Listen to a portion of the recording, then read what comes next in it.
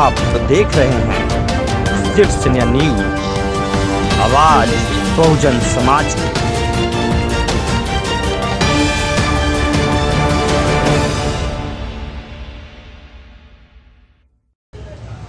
और जो भी कुछ है तो जो पत्थर की मूर्त पूजने जाते हैं, दूर दराज तीर्थ यात्रा करने जाते हैं, तो बिल्कुल सही कहे पंकज जी, इस धरती पर भगवान स्वरूप अगर कोई है तो वो माता पिता ही हैं, अन्यथा और कोई दूसरे है नहीं।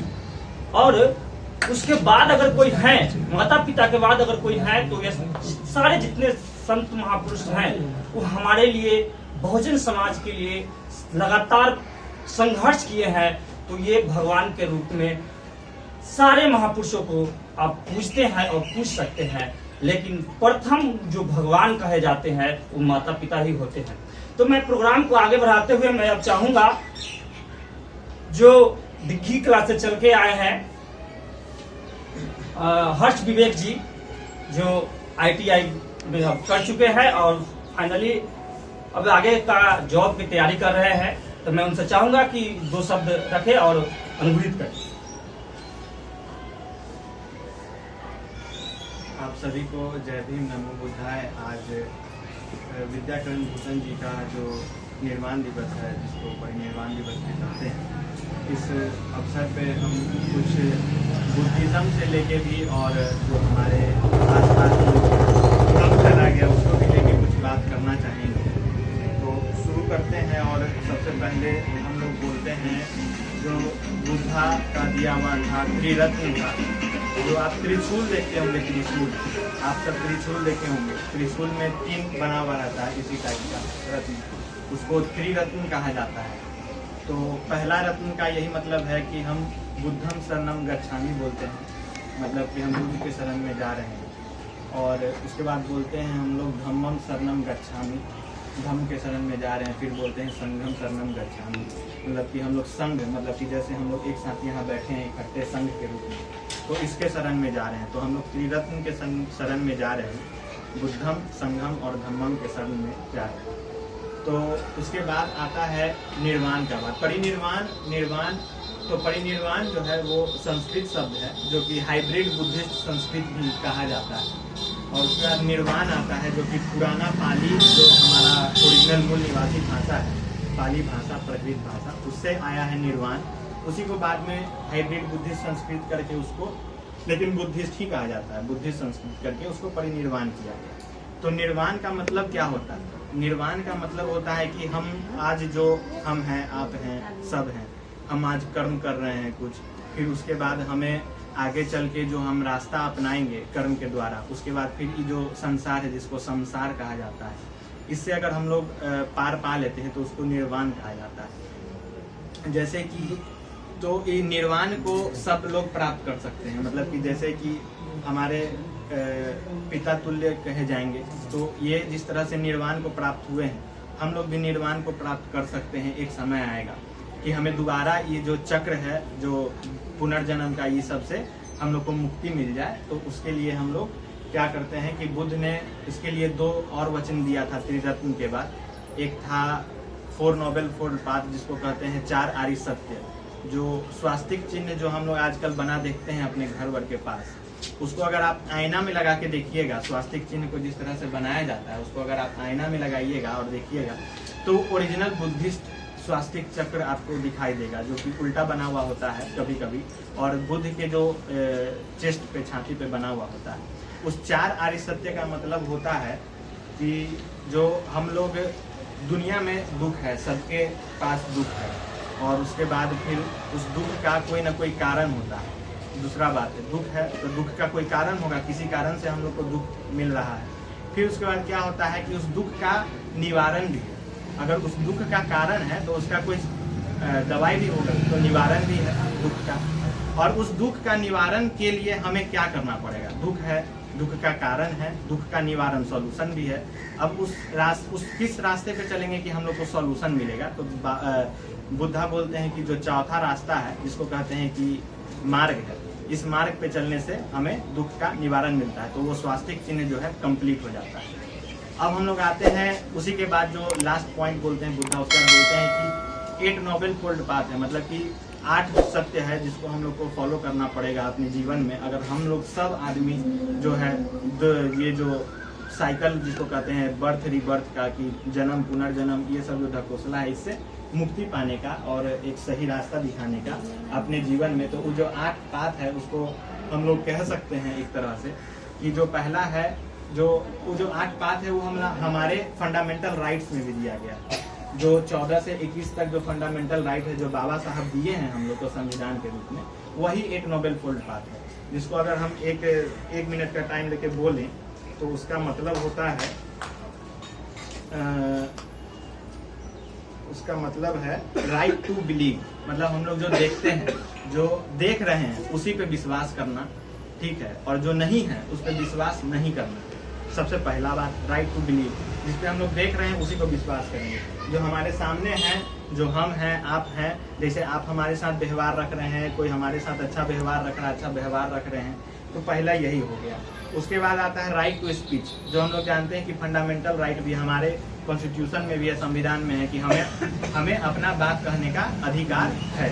हम अपना बात एक दूसरे से शेयर कर सकते हैं। हम हैं, राजू सर से शेयर कर सकते हैं, आपसे शेयर कर सकते हैं, पंकज सर से शेयर कर सकते हैं, सबसे शेयर कर सकते हैं, और हमारा जो हक अधिकार है उसको शेयर कर सकते हैं। तो राइट टू स्पीच आ जाता है। फिर आता है राइट टू लिवलीहुड, मतलब कि हम लोग किस तरह से रहते हैं, हम लोग किस तरह से अपना जीवन व्यतीत करते हैं, हमारा कल्चर क्या है। हमारा कल्चर जो है वो यही है, जो हम अभी निर्वाण दिवस मना रहे हैं प्रथम, यही हमारा कल्चर है, जो जमीन से जुड़ा हुआ कल्चर है। बुद्ध बोले थे अपने एक शिष्य को कि तुम ऐसा कोई भी घर जाओ जहाँ पे डेथ ना हुआ हो, तो उसके बाद वो जब पता करके आता है तो उसके बाद बोलता है कि आप अपने घर में जब अस्थियाँ जल जाएं तो उस वहाँ पे एक पेड़ लगाइएगा, पेड़ लगाइएगा, उसके बाद अस्थि को उस पेड़ के पास रखिएगा। उससे क्या होता है कि जमीन जो है वो अति भी हो गया, उपजाऊ लायक भी हो जाता है, और जो पेड़ उगेगा आगे फ्यूचर में, आज से 10 साल 20 साल बाद, ये आपको आपके पिता तुल्य छाया देगा।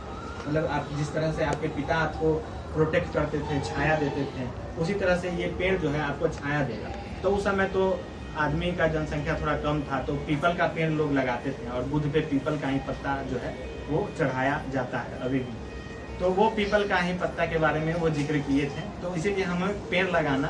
तो बाबा साहब भी यही बोले थे कि अगर आपका डेथ हो जाता है, आप निर्वाण को प्राप्त होते हैं अपने इस जीवन चक्र को छोड़, तो निर्वाण प्राप्त करने के बाद आपको कोई भी दुख नहीं है, कोई भी कष्ट नहीं है। उसके बाद आप जो है वो पेड़ की तरह बढ़ते हैं, मतलब कि आपको मिट्टी में दफनाया जाता है या फिर कहीं पे भी, तो वो आपका जाके वो आप जब अगला जन्म होगा तो जन्म ऐसे होता नहीं, लेकिन उसको क्या कहा जाता है, कोई ना कोई आप एक अस्तित्व हासिल करते हैं मरने के बाद। तो मेनली जो है कहा जाता है कि अगर आप पेड़ पौधा बनते हैं तो निस्वार्थ होके, आप आदमी में तो निस्वार्थ जितना रहे होंगे नहीं रहे होंगे वो आपके अंतर मन बताएगा, लेकिन पेड़ जो है निस्वार्थ होके आपको छांव देता है, फल देता है, तो उसी के तरह आप निर्वाण प्राप्ति करने के बाद बनते हैं।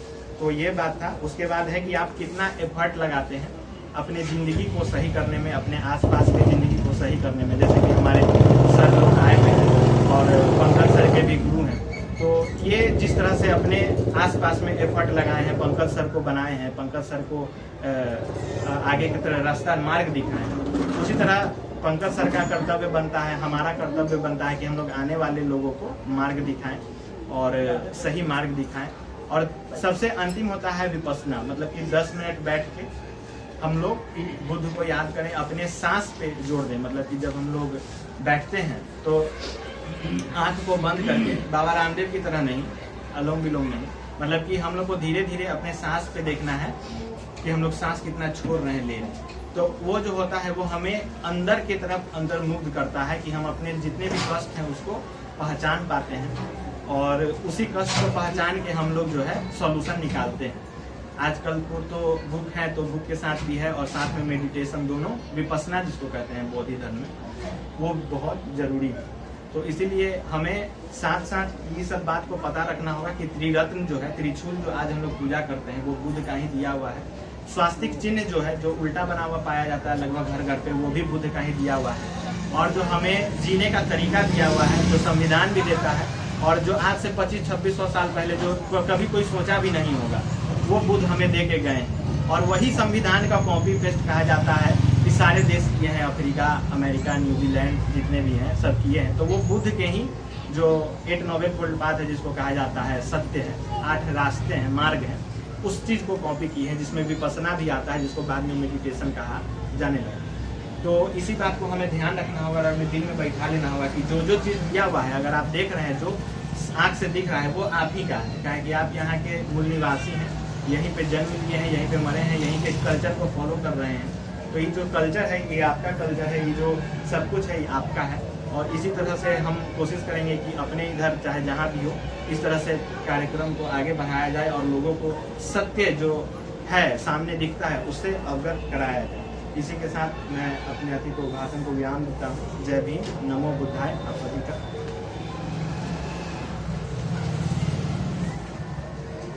बहुत बहुत धन्यवाद हर्ष विवेक जी। प्रोग्राम को आगे बढ़ाते हुए मैं चाहूँगा इस प्रोग्राम में जो आए हैं लोग, दूर दराज से भी कुछ लोग आए हैं और घर के भी कुछ लोग हैं, मैं चाहूँगा कि अपने बातों से संबोधन करके अनुग्रहित करें। मैं राजू सरकार, मैं इस प्रोग्राम को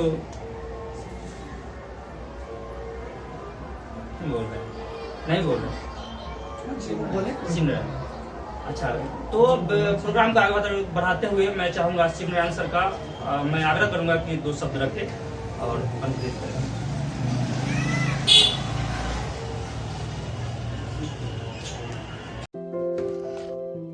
वीडियो को लाइक करें, कमेंट्स करें, शेयर करें और चैनल को सब्सक्राइब करें। धन्यवाद।